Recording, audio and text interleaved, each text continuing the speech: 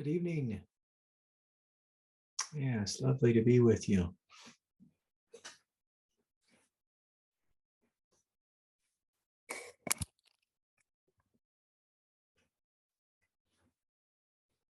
Oh, beautiful. I'd like us just to shut down our eyes and open ourselves to the grace of the Creator. And so just taking a moment, having a quiet sense of gratitude for this day, this opportunity to be here. Have a sense of gratitude for our strengths, our light, our compassion.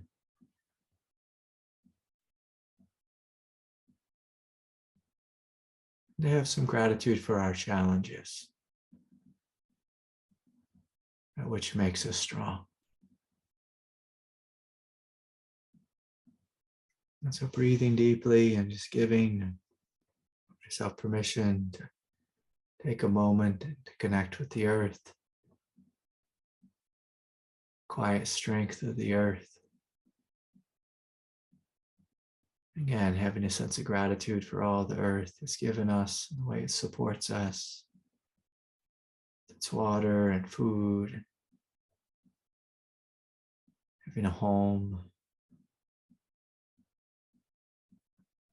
the absolute beauty of the sky, the ocean, the mountains and trees.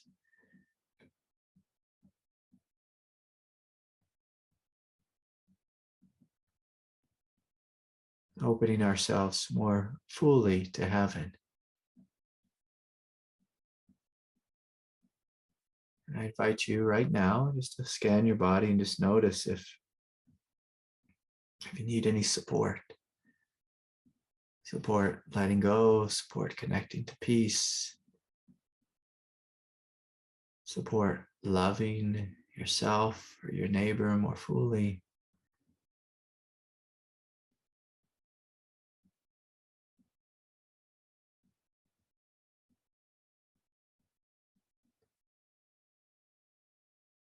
Whatever kind of support you need. If you struggle with sickness or illness or physical struggles in the body, the mind, the emotional nature.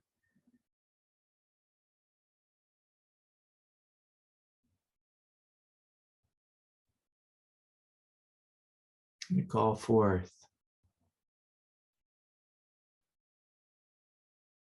the energies of grace to come into your life, to heal you, to hold you, to uplift you, to give you the strength.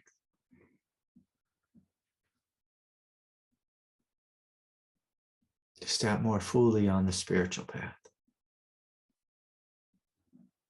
To step more fully on the spiritual path. With strength to respond to the challenges of life.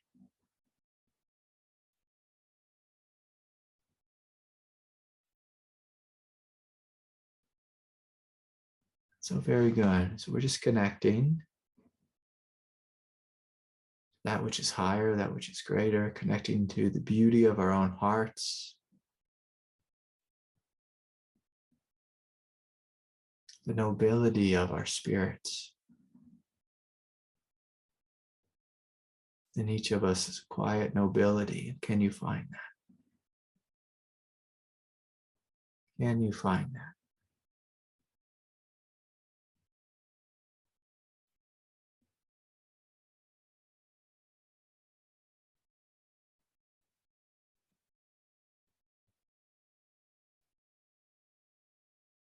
Getting more fully in touch with your nobility, your beauty, your strength.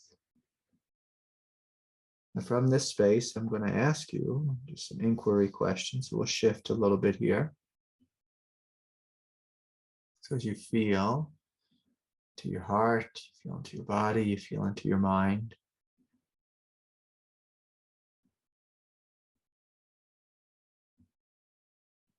We're stepping into a space of inquiry, and this is a space where we are fully alert, present, We're willing to look in our shadow. We're willing to look in the unconscious.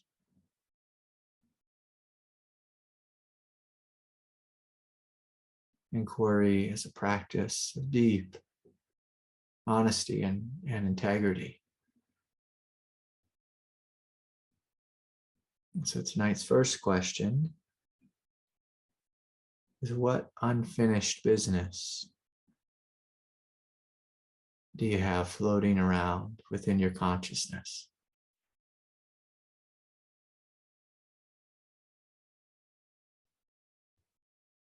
What unfinished business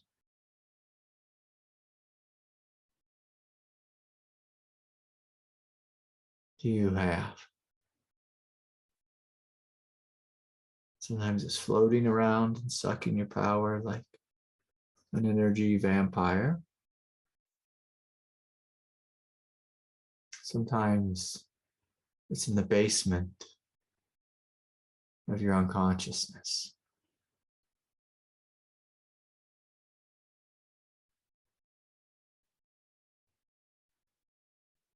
So can we turn the light of awareness on and just notice? Just ask, what unfinished business do I have? In the basement of my mind,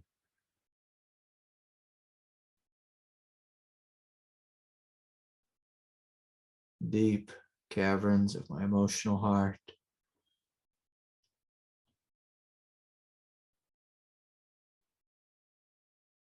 What unfinished business have I repressed deep in the body, perhaps in the lower belly or the hips, the pelvis,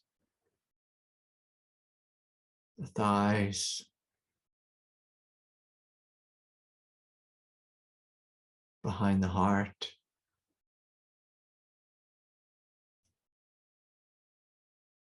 What unfinished business do I have? And then we could ask, is there anything I need to do to clean up this business? Like, what could I do? What can I do? Do I need to forgive anyone? Who do I need to forgive? Who or what do I need to let go of? And forgiveness does not mean that you think it's right. Forgiveness doesn't mean that you're happy it happened. Forgiveness means you're willing to let it go, to put it down, to let the past die.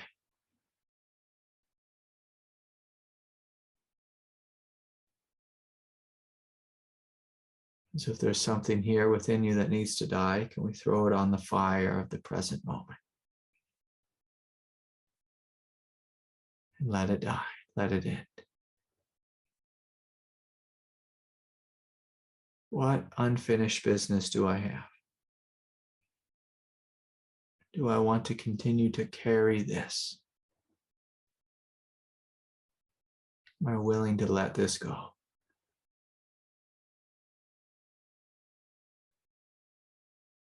Am I willing to drop it like it's hot? It's a hot coal. I'm willing to drop it like it's hot. I'm tired of being burned.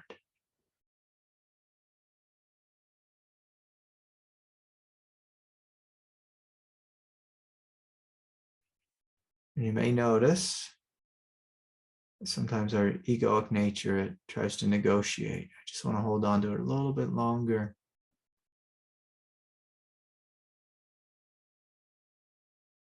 The ego lives in time. I need to be angry. I need to be hurt a little bit longer. This kind of voice or game like this.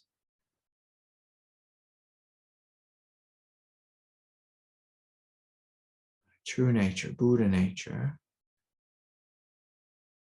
lives in the present moment.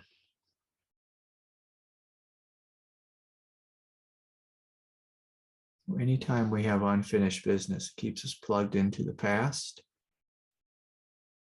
which means it has us plugged into an illusion, something that is not actually here now.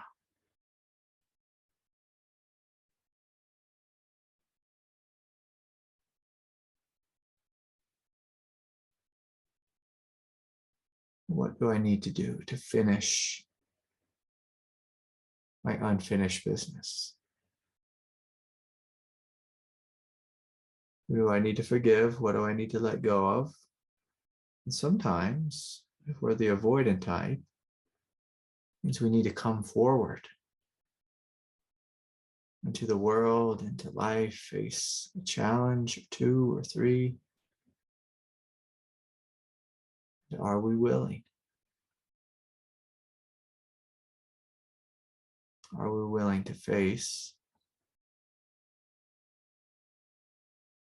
that which is untrue?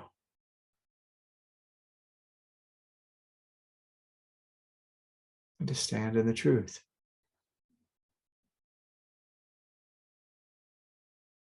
Are we willing to face that which is untrue? To stand in the truth.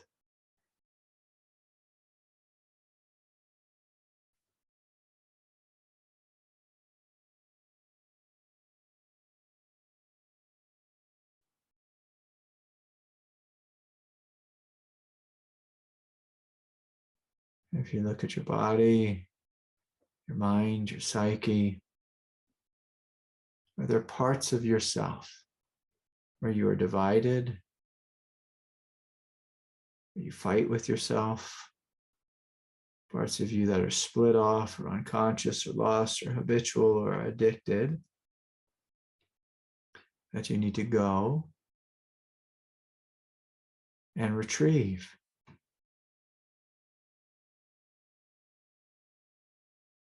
Are there parts of yourself that you need to go, seek out, search out, and retrieve?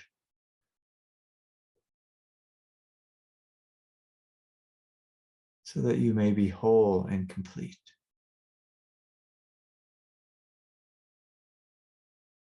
It's very hard to be spiritually awake if you're divided all over the place.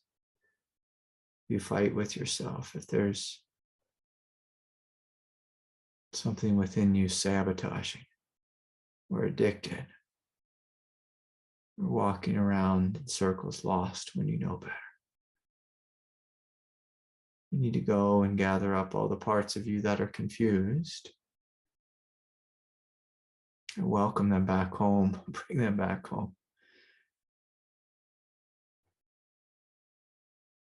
Nail their feet to the floor, as the old saying goes, with discipline, spiritual integrity, or honesty.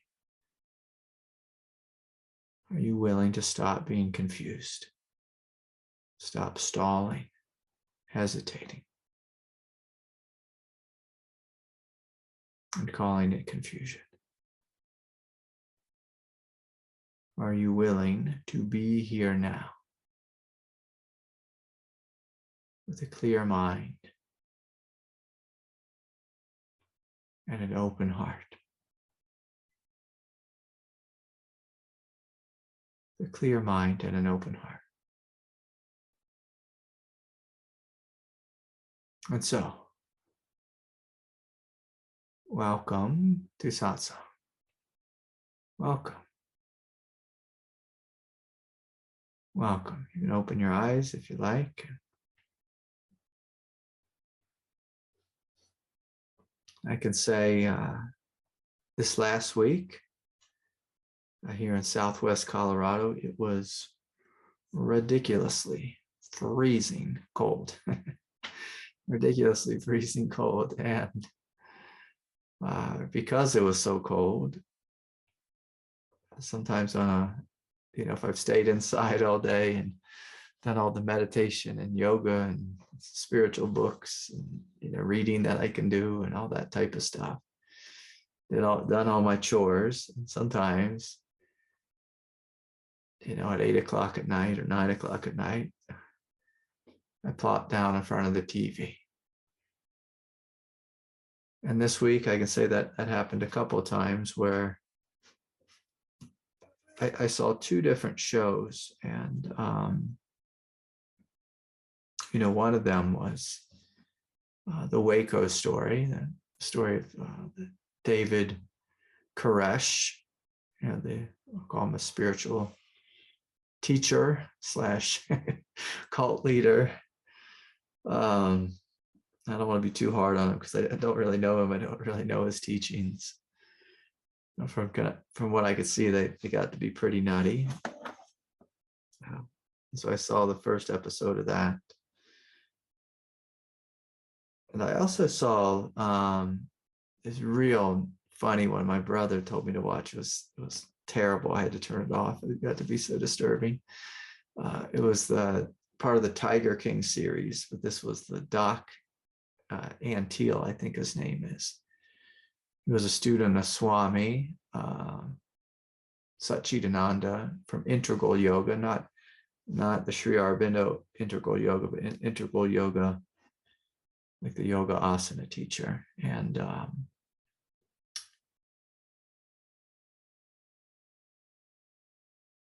then this fella went and started I don't know what you call it, maybe a lion. I want to call it a farm, a zoo, a wildlife zoo in Virginia or something. And started a cult somehow, like some cult. And, I was just watching the people on the show. And again, I had to turn it off because it was so bad. The people, no offense to them, but the level of consciousness was so low. I just couldn't watch the show. But my brother really wanted me to watch it. He thought it was hilarious. But anyways, sometimes in life, human beings get very, very confused. Very confused. Now, when we are a victim of our own confusion, like when we do not have a direction in our life, and that's what I saw with the tiger people. It's just silly that this is a thing. With the Doc and Teal story, it was basically a young fella who was kind of a yogi, kind of a magician. He looked like a narcissist, somehow created a zoo with lions, and then somehow he attracted or seduced or tricked, depending on how you look at it, a bunch of young women, and created a harem of women at his lion wildlife zoo. It's like, how could people be so confused? I think hardwired within the human psyche is this desire to be a part of a group. We are a part of a group here. They have some type of leader that we follow, someone who points us in the direction of the quote unquote truth. Now, the David Koresh story, it just seemed like he just kept talking about the end of the world. And somehow people revolved around, the teachings of the Bible, book of Revelation, and the end of the world. And so we had one group who was centered around this as a way of living. These other group was centered around tigers as a way of living and training tigers. And again, it's just mind-boggling to me how confused human beings can get here on planet Earth.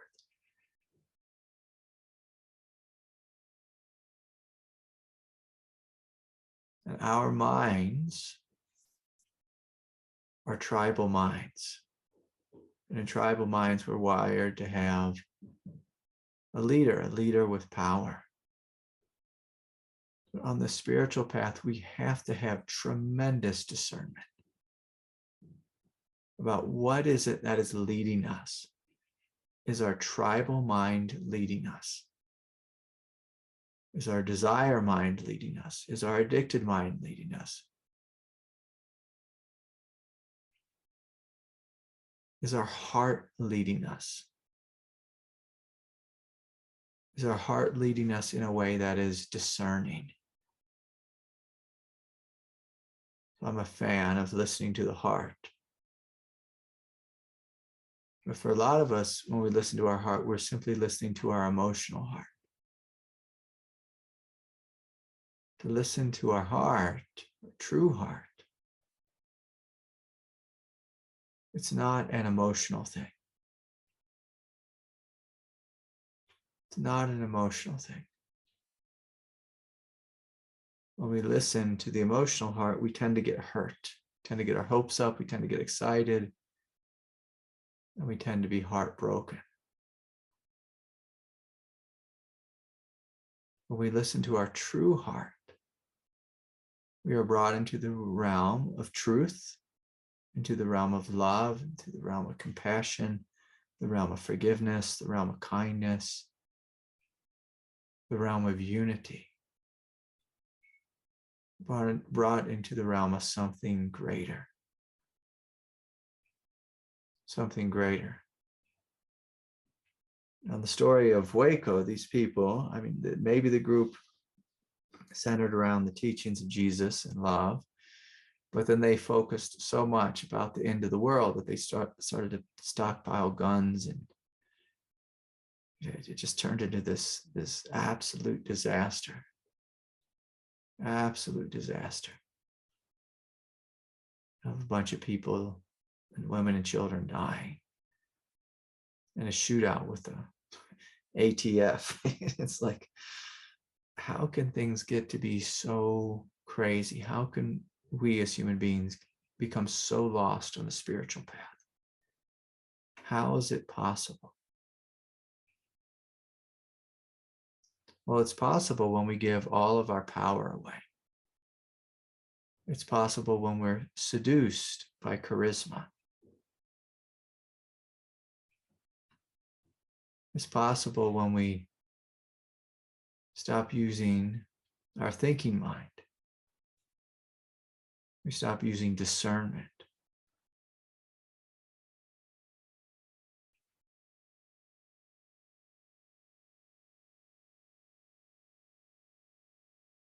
And so on the spiritual path, a good spiritual teacher will invite you to connect directly to God. Connect directly to your Buddha nature. Connect directly to grace. A good spiritual group will support you in speaking the truth, living the truth, and expressing your highest gifts and expressing your power. You being empowered. You being empowered.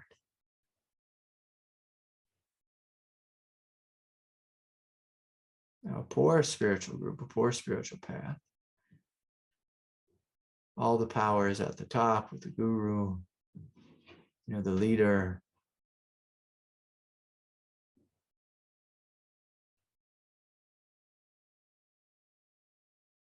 And no one else has any power.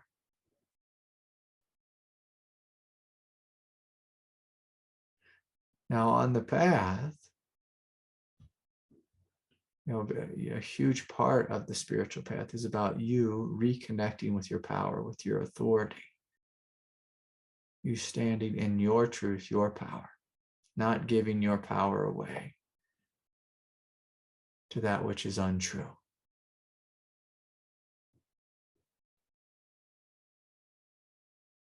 And sometimes it means surrendering your false power, like your egoic power, your egoic will, to God's will. And the beautiful thing, when you surrender your will to God's will, as you begin to wake up to the truth of God's will, you see that God's will always has your best interest in mind. Now, I'll add a little caveat to that, is that sometimes when we surrender our will to God's will, our ego will complain and say, I'm not getting what I want. Or God's saying, well, hold on a moment. Give me a couple minutes or a couple days or a couple months, sometimes even a couple years, and let me help you to straighten your life out again.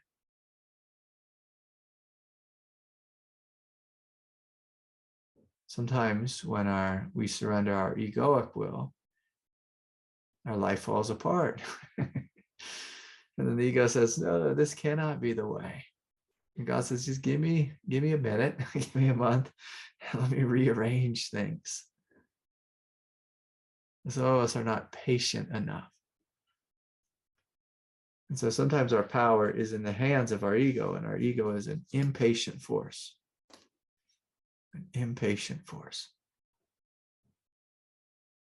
Sometimes our ego is a sabotaging force, and we give our power away to the wrong person, Mr. Wrong or Mrs. Wrong.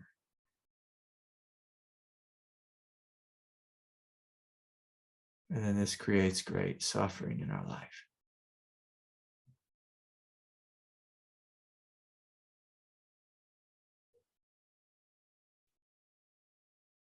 Sometimes, like with the inquiry questions tonight, sometimes we have so much unfinished business, we cannot find our power.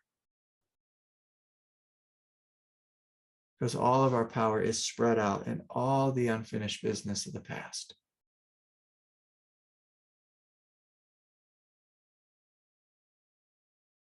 One of the things that I did when I was young on the path was I had a belief that meditation will solve every single one of my problems. It will solve my life. And I actually used spirituality as a way of avoiding my life. I got really good at meditation. It was not so good at life. Not so good at life. And so then there was a time when I saw, this meditation, like I'm getting really good at connecting to peace, but I'm fully disconnected from my power. I am fully disconnected to my power.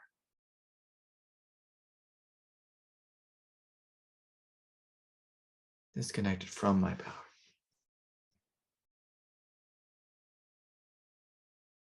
And a lot of spiritual people are masters at this thing. Really good at reading books, really good at cloistering themselves, just spending time alone and in silence and connecting to the peace. Sometimes not so good at setting boundaries with himself or with another. Not good at standing up for the truth. Maybe not good at paying the bills. Maybe not so good at going to work or sharing our gift in this world. Or even knowing what our gift is. Knowing what our gift is.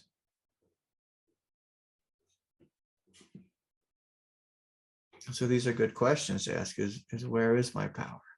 Am I connected to my power? Am I connected to the manifest truth?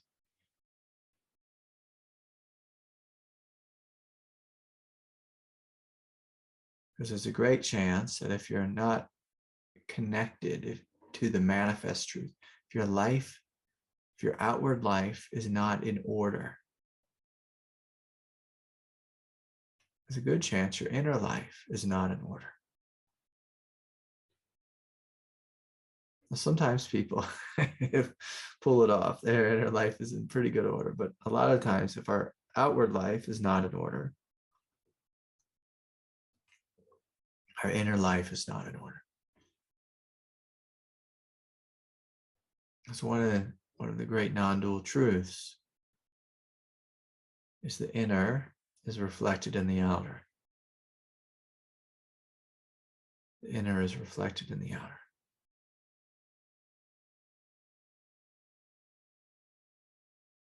And so it's a great question to ask is what, if I want to be spiritually awake,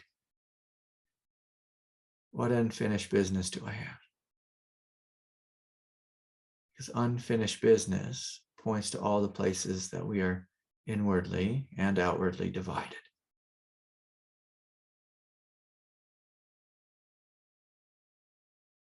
Now, having unfinished business is different than having a growing edge. A growing edge, we all have a growing edge, and we should expect to have that as long as we're in a human form.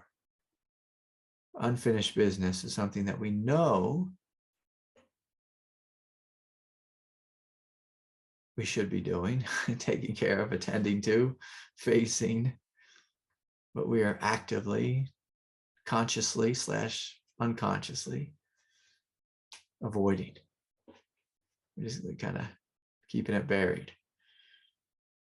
Keeping it buried, like right now here in the United States, it's tax season. And so how many of us got our taxes done already? And if we did, we can say yes with a big smile. We're happy. And then others of us may find that, we just keep putting it off and keep putting it off. And maybe I'll meditate, maybe I'll go on a walk, maybe I'll do a little yoga. I'll do it manana. So anyways, what unfinished business do you have? Are you connected to your power? And this is a fun one, just because I watched these two silly shows about cults. Am I a confused, lost spiritual person on the path? Or do I know who I am and what my life is about and what direction I am walking? What direction I am walking in?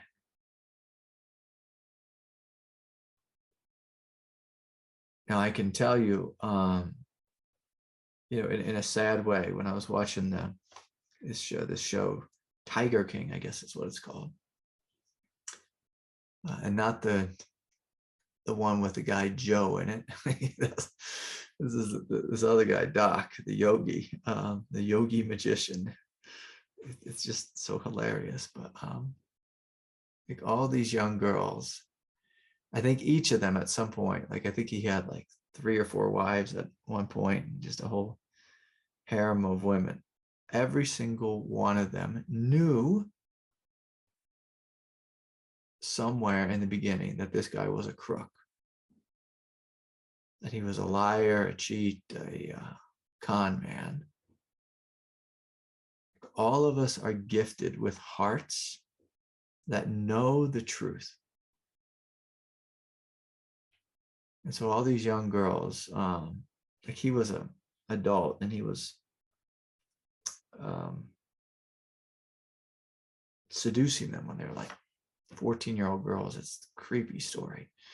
But anyways, and then they'd run away and live with him, and they'd all live together in a wildlife zoo, I guess is the word for it.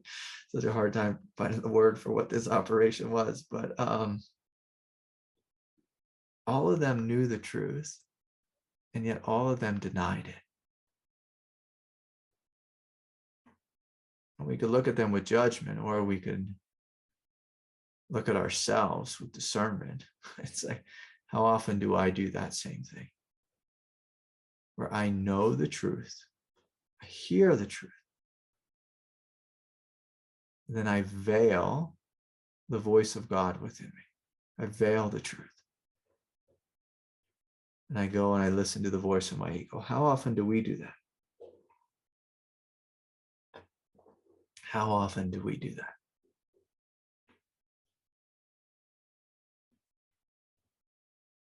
And sometimes it's, we know the truth, but we're somehow invested in some kind of fantasy. Again, I don't have any kind of fantasy about living with tigers. I have a hard time figuring out what the fantasy was with these girls, and there were some guys there too that fell in love with this tiger operations, like the fantasy of being a magician and playing with tigers. It's like we have to really look at our life and say, what is my life about? And I can say this, I actually, resonated more with the David Koresh people, because the story that they were all hooked in on, was the story of the end of days. And I can say with, honesty and with transparency, it's a little hilarious, but I've been hooked into this story a couple times. In the year 2000, the Y2K, and I got a little hooked into the end of the world's coming. And in 2012, the Mayan calendar, I got hooked into it too. Oh my God, this is the Mayan calendar is ending. But after that one, I gave up on the end of the world. No, I didn't. Amma, over here, she had this prediction that something horrific was going to happen, in 2020. And of course, it's the COVID thing. But like within our Western collective psyche, we have this, we have like an archetypal imprint of the end of days story. And maybe there's a biological truth to that as well, because of, this new research is coming out with, what's it called? I'm going to butcher this.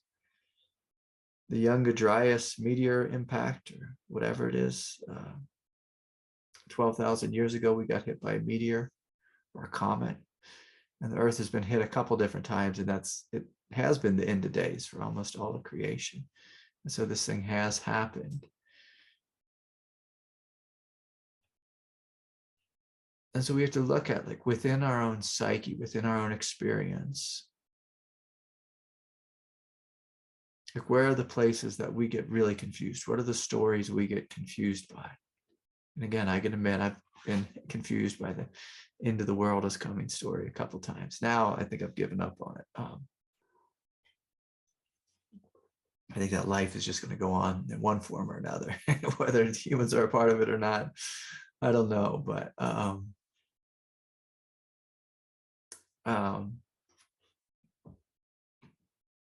we have to really look at, like, what goes on in our consciousness. Where do we get lost? Where do we get confused, us personally? Again, I can just say this with a smile. I don't get confused by a wildlife farm. That's not one of my dreams. It's not one of my dreams to have a harem. It's just, I like my alone time. I'm not looking for that kind of trouble. What are the dreams? Like, what are the fantasies we get lost in? We get lost in the get rich quick fantasy. We get lost in the fantasy, one day I will be the enlightened spiritual teacher and everybody will love me. I have the dream that I'm going to, write a book and it's going to make me famous. Do I have the dream that I'm going to create an app and it's going to go viral or whatever it is? What is it, the fantasy? What is it? What's the confusion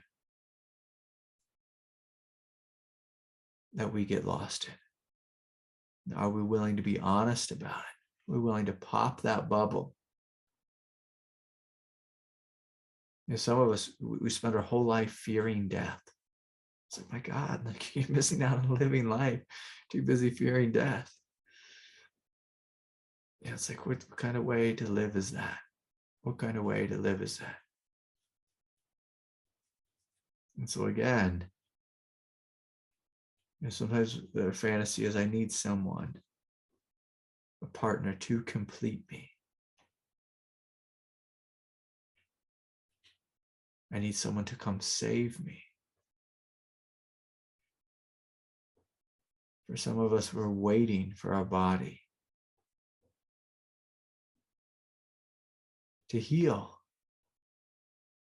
Waiting for our body to heal. I met someone, and I met a couple people. They just keep buying supplement after supplement after supplement.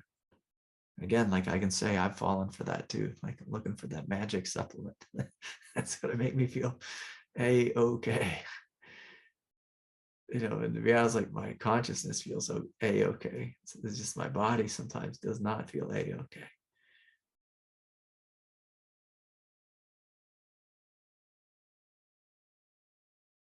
And after we've lived long enough, we come to the recognition that maybe it's not another supplement I need. That I needed a big dose of non-dual acceptance. Non-dual acceptance. Accepting that this is how life is. This is how my body is. This is how my mind is. This is how being human is. And simultaneously, this is how peace is. This is how light is. This is how love is.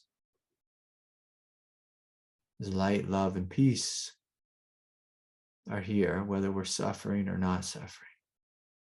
They're here always, whether we recognize them or not. And acceptance is to be awake to what is, all of what is. All of what is.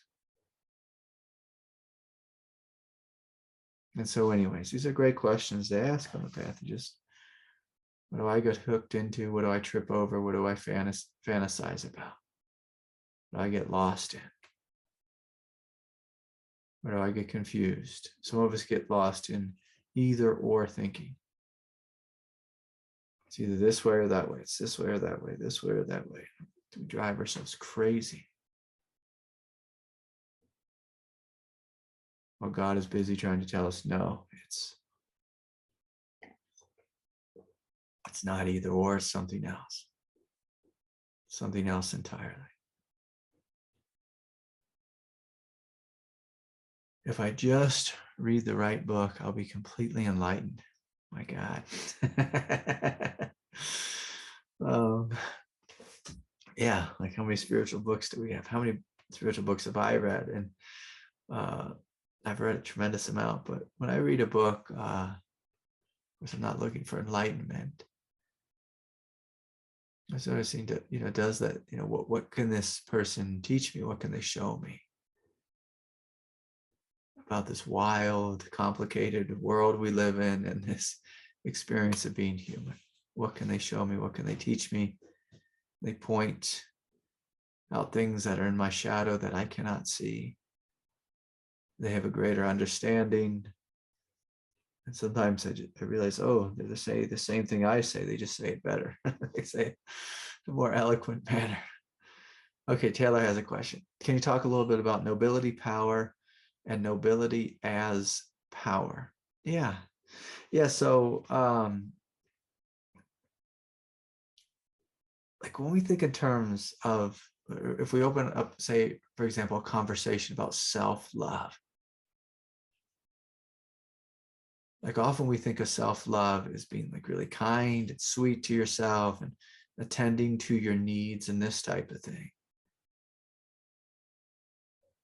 And that's beautiful and absolutely necessary. But one of the gifts my teacher gave me is, I tell the story a lot, but I showed up at my teacher's house as a, again, I'll just be I'll be kind of crass and funny here, like just a filthy hippie with dreadlocks. I had multicolored hair, like I bleached blonde dreadlocks with roots, and these big purple pants, like overly baggy skateboard hippie clothing.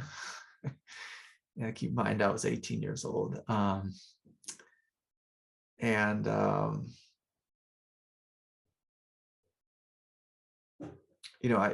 looked, kind of like a silly clown is what I look like from the outside. Like if I looked at myself now, I'd say, well, look at that hippie, and I'd smile because hippies and skateboarders have a special place in my heart. But anyways, and he saw through whatever mask I was wearing. The costume, it wasn't a mask, it was a costume. It was a full-on costume that I was wearing. And what he saw was my nobility. And he saw it immediately. And he treated me with respect. He respected my nobility. Now I'm going to say this. I'm going to say something harsh about my father. And feel like I should apologize sometimes to my dad, but the poor guy, he had a tough life. But anyways, my father, he couldn't see my nobility. He couldn't see it most of the time because he couldn't get past the costume that I was wearing.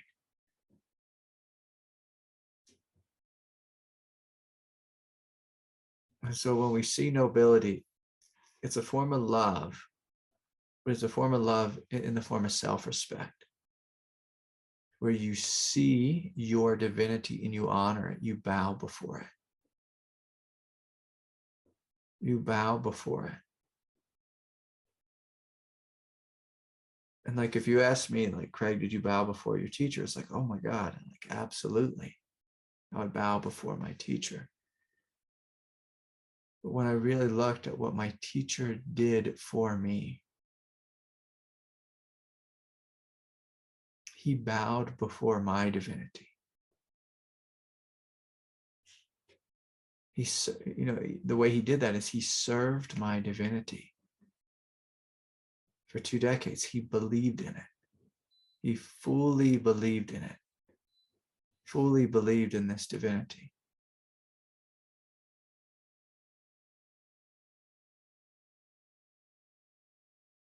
He fully believed in it. And he served it. He nurtured it. He upheld it. He spoke to it. He spoke to it. And so I could be sitting with him, lost in a world of confusion in my mind. And he cut right through the confusion, Taylor. Cut right through it. And he spoke to my higher self. He honored it. He honored it. And I want you to imagine, like, if there's like a school teacher and there's like, let's say like a class full of kids and some of them have their hands up. And the ones in the front row have their hands up and they're kind of being rowdy and goofy and screwing around. Or they're confused. Or, they have that silly look on their face or whatever it is. And then there's a kid in the back of the room who's deeply sincere, who's living in integrity, who has a quiet sense of nobility about him. And so my teacher always called on the guy in the back. He honored the guy in the back first. He honored the guy in the back first, the noble one. And because he honored the noble one first, he trained me so that I would listen to the noble one first. And when you choose to listen to the noble one within you first, you become empowered. Now, most people, we do the opposite. Instead of listening to the noble voice within us, we listen to the confused one. We listen to the loud one. We listen to the screaming one. We listen to the one who's in a fantasy, who's in fantasy land.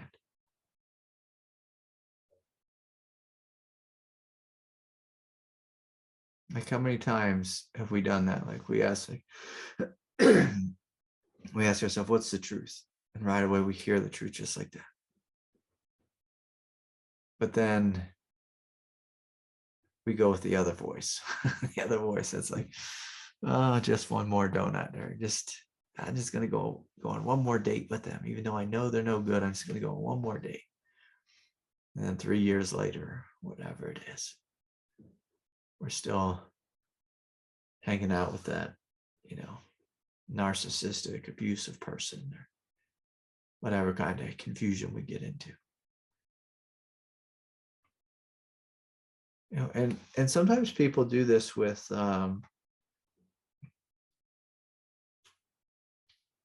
it's a funny thing to be addicted to, but some people, like, they hear a voice of truth within them. It's very simple, very noble truth within them, noble voice comes forward and says, okay, 9:30, I'm feeling tired, let's go to bed.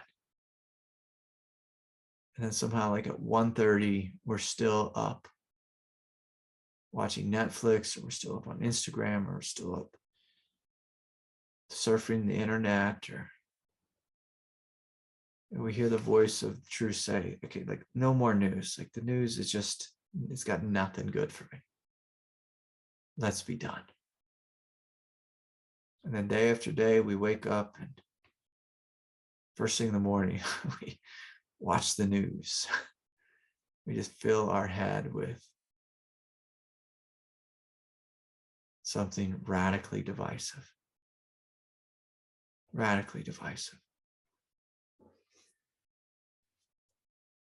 And so again, Taylor's question, can you talk a little bit about nobility and power? Nobility as power. And so nobility as power, it begins to take over when you honor your noble self. Like when you make a habit of honoring true nature,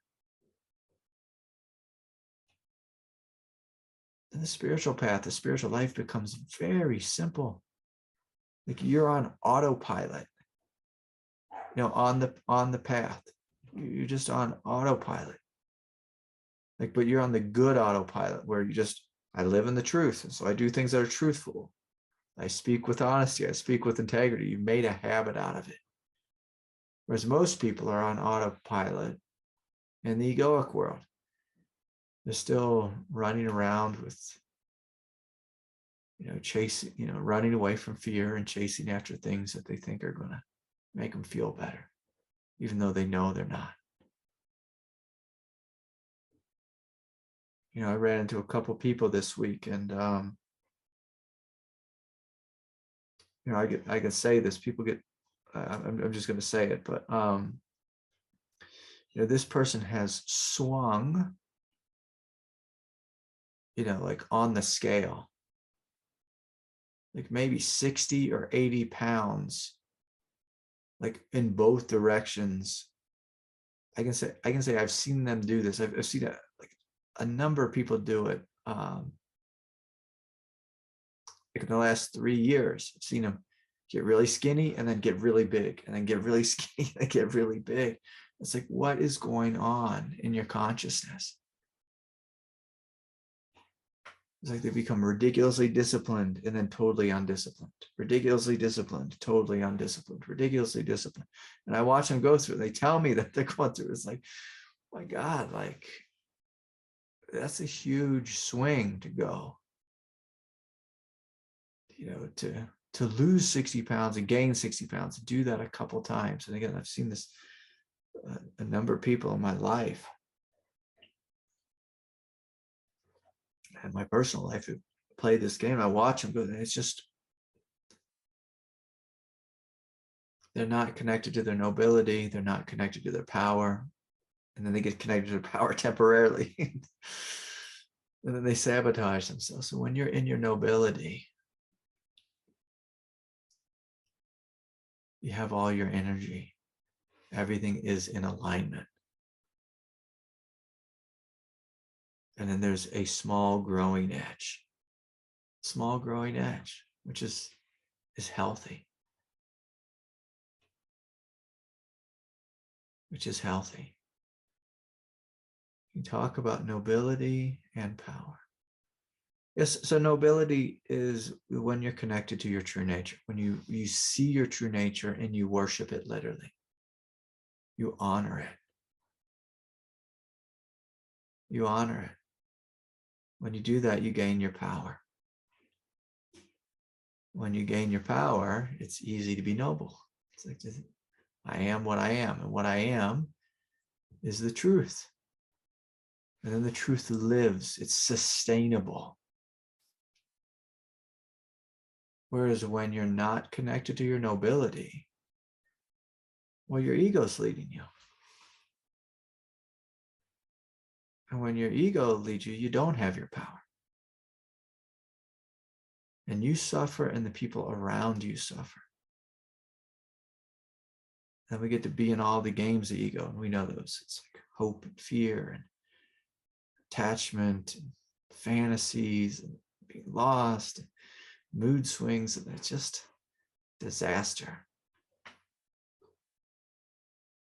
But when you're in your nobility, there's not much disaster going on.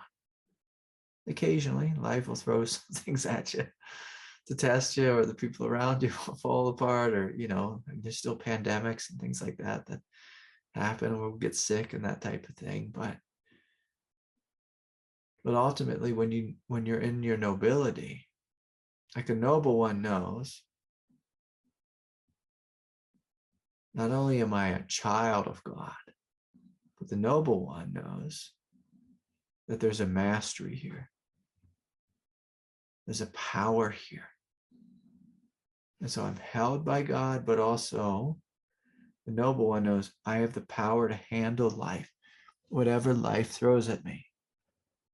Whatever life throws at me, I can handle it. And not from an egoic perspective, but I can handle it from a divine perspective. Like there's a sense of indestructibility about the noble one. And again, like that is a tremendous power. A tremendous power.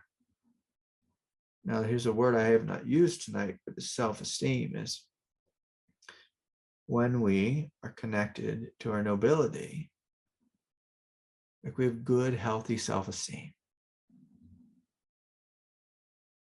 It's very hard to be connected to nobility and hate oneself. Like that's not going to work. It's not going to work. Like the noble one is not judging themselves. The noble one has discernment, but they're not judging themselves. They're not attacking themselves.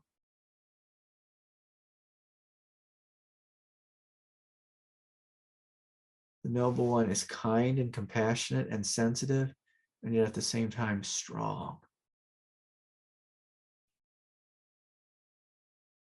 When we're noble, like one who is noble, fully believes in their divinity, believes in their gift.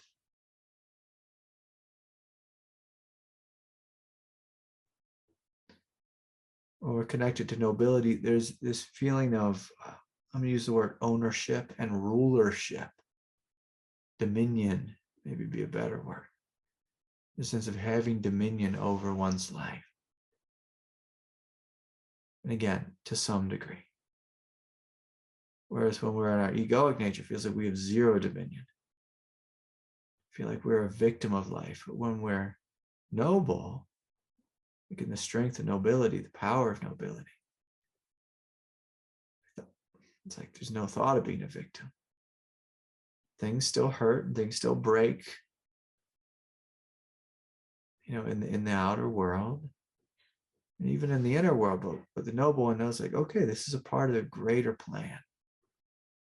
A greater plan. So again, there's a faith in it, there's a trust in it, there's a power in this. Whereas when we're not connected to our nobility, when we're not connected, say, to Buddha nature, well, what are we connected to? We're connected to egoic nature. And sometimes the path is just that simple. We're either going to be in Buddha nature, we're going to be in egoic nature. Be Buddha nature or egoic nature.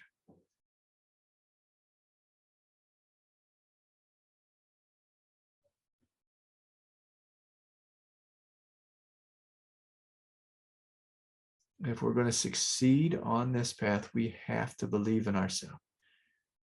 But one of the things I've noticed as a teacher is it's rare to find someone who believes in themselves. And occasionally I do find someone who believes in themselves, and they believe in themselves way too much. Like they're like a narcissist. It's like, whoa. Like let's take this down a notch. Like I'm the best. It's like, okay, all right, let's settle down. Settle down, young Jedi. Settle down. When there's nobility, you believe in yourself in a really quiet way. A quiet way. Like it doesn't need to be a public thing. Like with narcissism, we believe in ourselves in a really public way. And of course, at the core of it is insecurity. Whereas with nobility, at the core of it is love and self-respect, reverence. It's the same reverence you have for God. And the beautiful thing about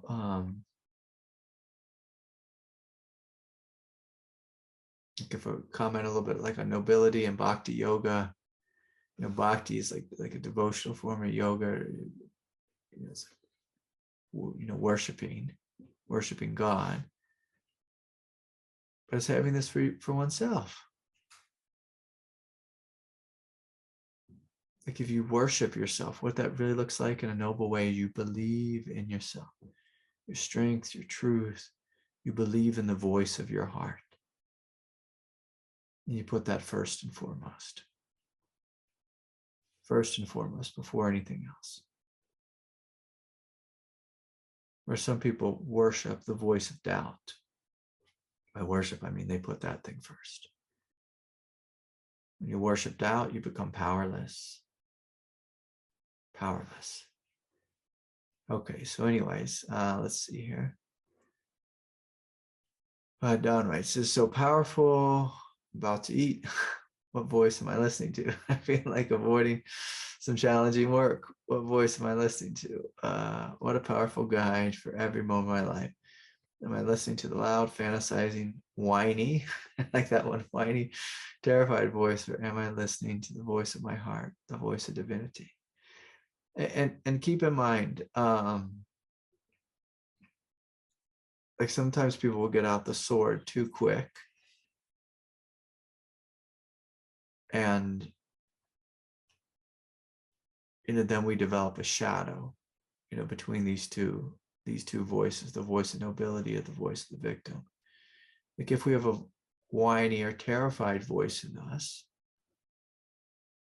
like the noble one says, I know what the truth is. But the noble one also has a loving heart and says, I know what the truth is, and I'm going to extend some compassion to the parts of me that are whiny. But I'm not going to give the steering wheel of my life to the one who's whiny. If I give the steering wheel of my life to the one who's whiny, well, our life will be like the life of a 3-year-old. Just the life of an ego. Okay, Terry writes, pain forced me to be disciplined with diet. I feel great now. Yeah. And to be honest, Terry, like pain has done the same thing with me. I'm on a ridiculously strict diet.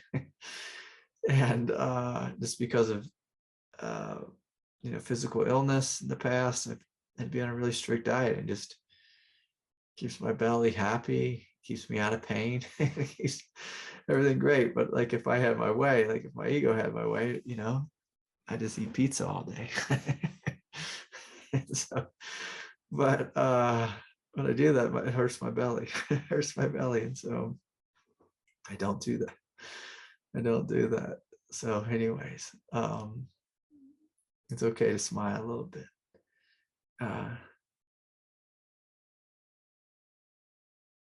Terry's asking if I wore hammer pants, like MC Hammer pants. No, not MC Hammer pants.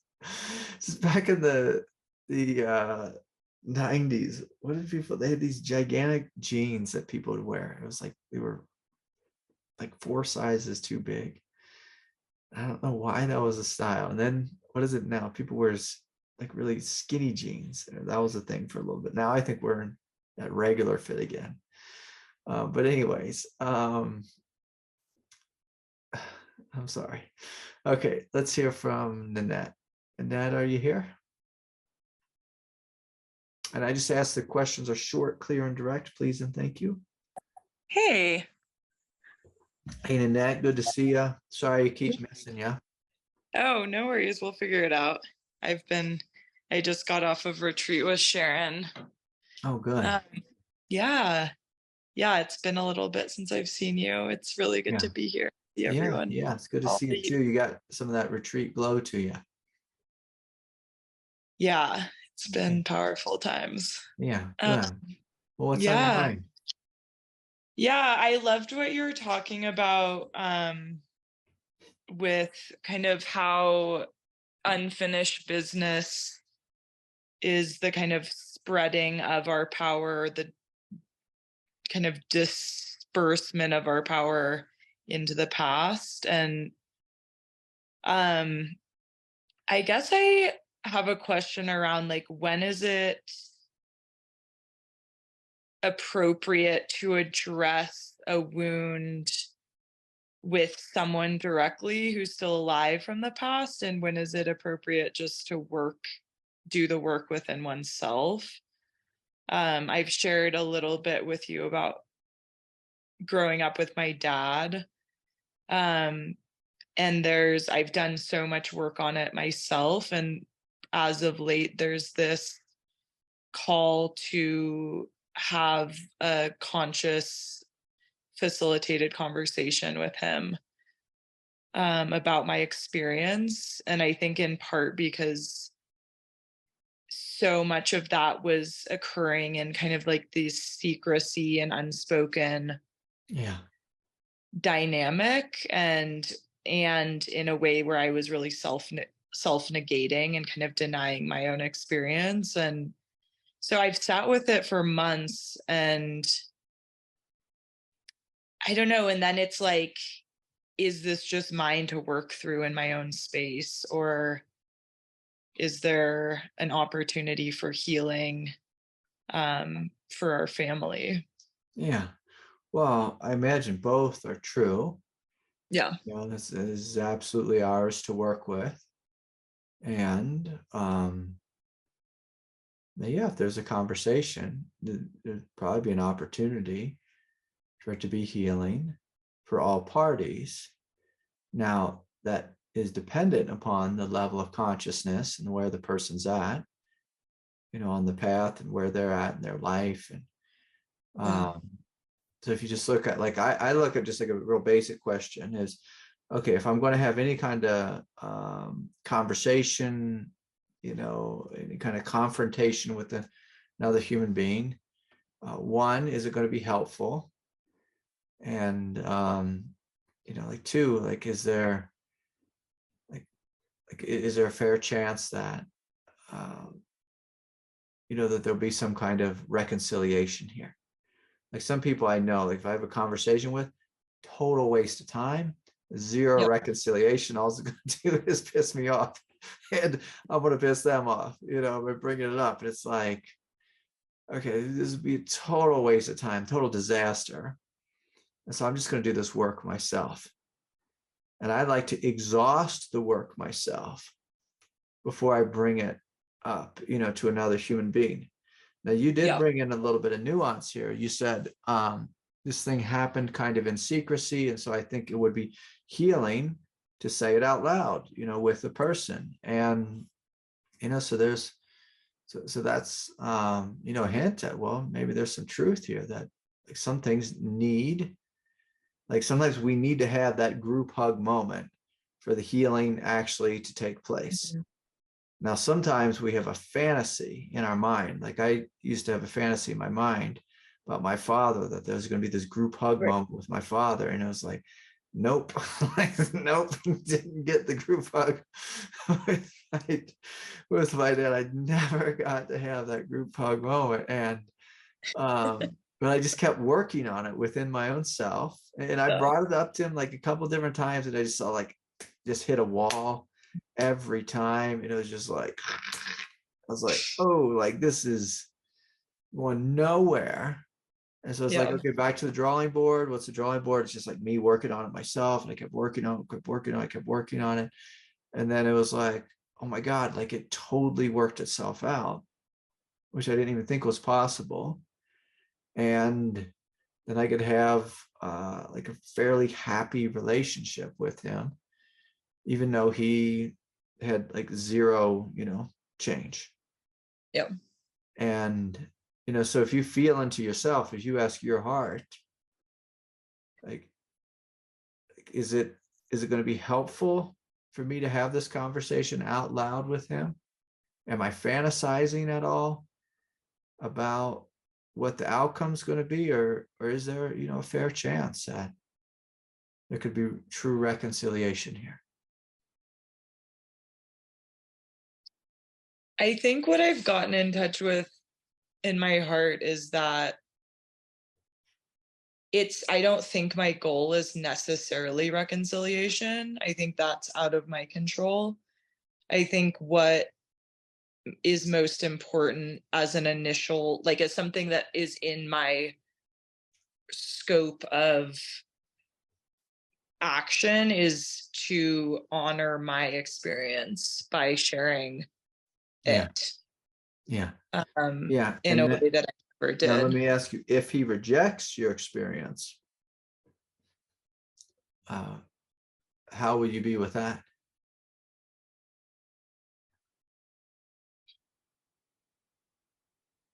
I don't necessarily need him. Like, it doesn't feel like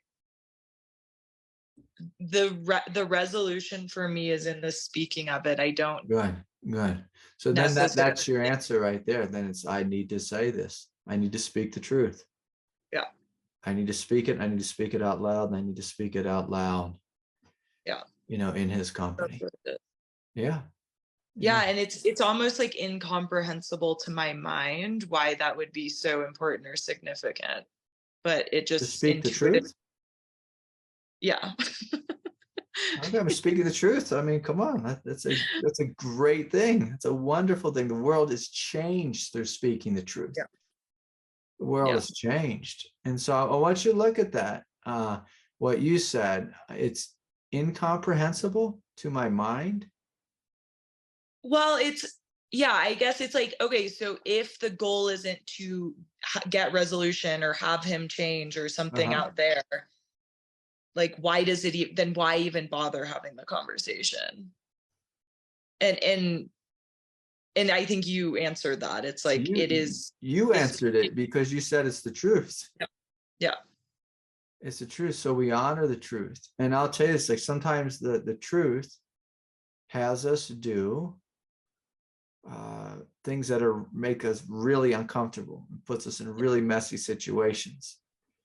Like sometimes the truth, like the way I say it is not so eloquent, but sometimes the truth has us run our mouth for the sake of the truth. And it's like, oh boy, I'm going to say this, and I say it, and there's like a whole, again, excuse my language, like shitstorm comes at us because we spoke the truth. I mean, look at the life of Jesus. It's like we speak the truth. We may piss a bunch of people off, but we worship the truth. So we speak the truth. And the truth says this must be spoken. We say it. Yeah. And this is where the divine is, the divine will is not rational. This is another form of surrender where it's just like, okay, and again, excuse my language, fuck it, I'm just speaking the truth. Yeah. Because that's what the truth wants. That's what the truth wants.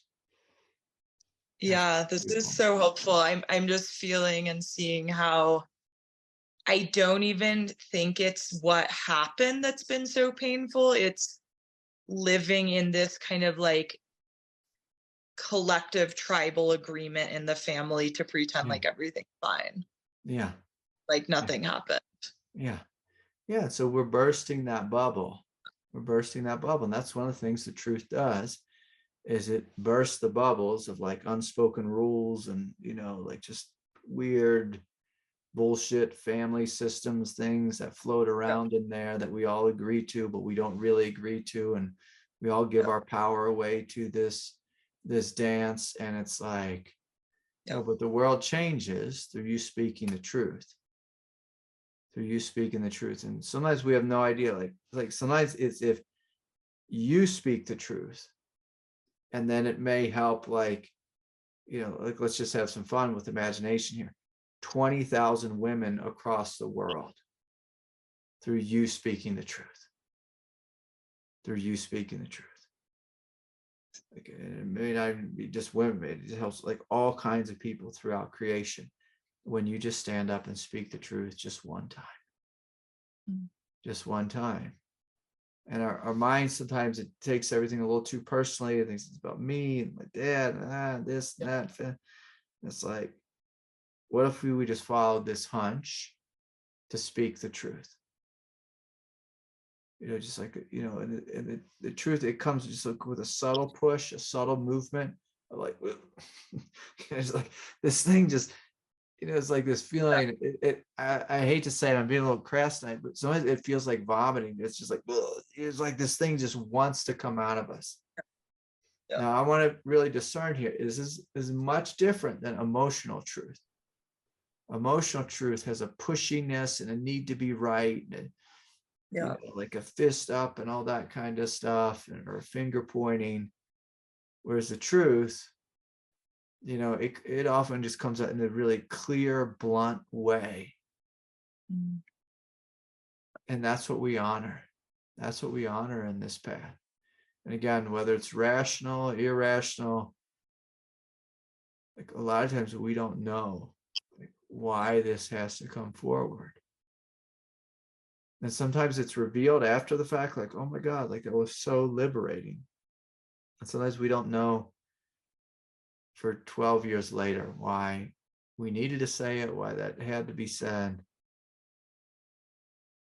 But again, it's just irrelevant. It's the truth, so we follow it. We follow it. And this is one of the ways that, our consciousness, our spiritual awakening, our heart, the truth becomes manifest, is through it being spoken. It becomes manifest, it becomes empowered. And if spiritual people choose to be silent,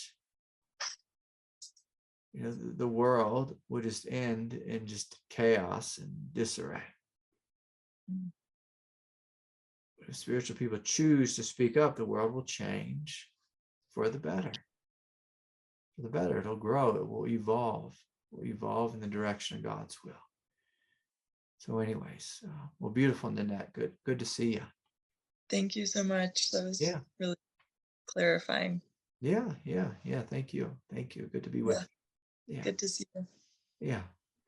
All right. I want to hear from John, because John reached out to me a couple of times. John, are you here?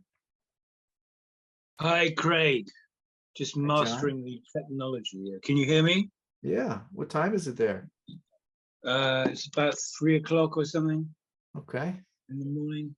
I got that. What you said was just the insight about my health condition.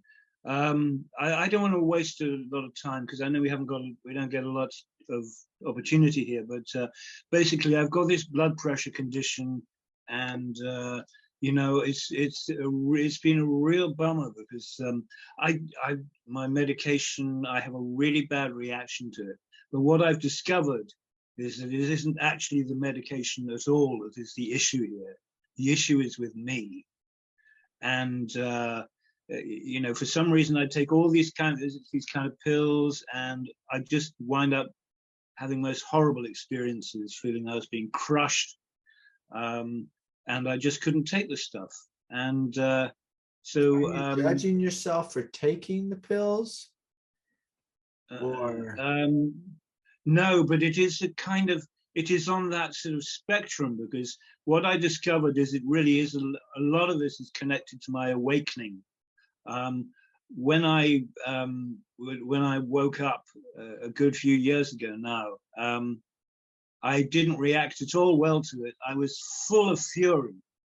I didn't want this thing, and I medicated it, and I blocked it, and somehow that kind of mentality kind of stayed in my system, I think, because I really I've struggled with these pills, and I've struggled with my awakening for such a long time here.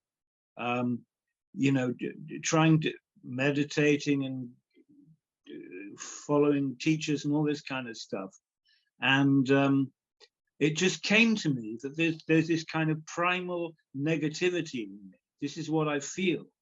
Yeah. It felt almost as bad, like it was some kind of outside force that was trying to stop me from progressing.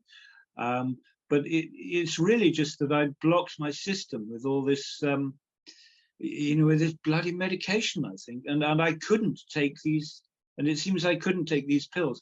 I'm sorry, this is all going to sound very confused. I'm very... No, John, let me say this. Let me just feel into this a little bit.